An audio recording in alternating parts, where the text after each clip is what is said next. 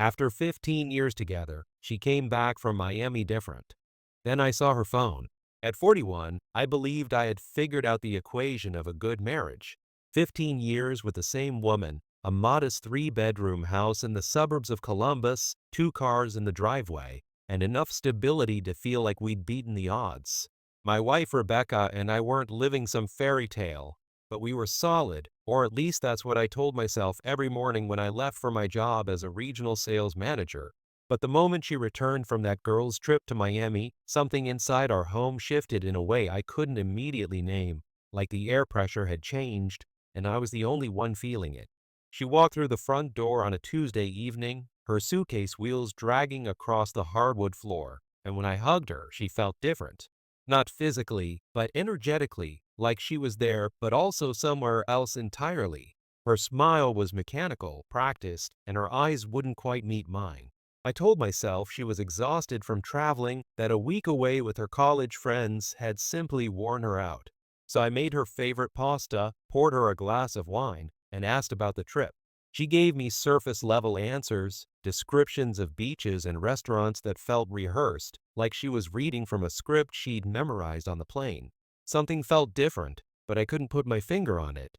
I kept waiting for her to relax back into the version of herself I knew, but that version never returned. The next evening, as we sat across from each other at our kitchen table, the one we'd picked out together at a Macy's clearance sale 7 years ago, she pushed her plate of chicken and rice away, barely touched.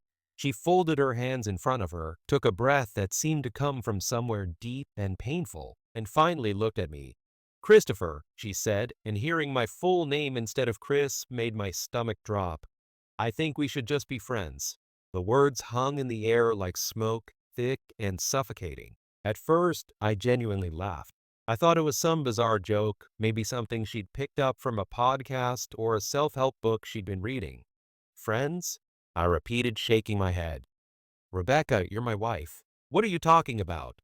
Her lips trembled for just a second before she forced them into a tight line and shrugged, a gesture so casual it felt like a slap.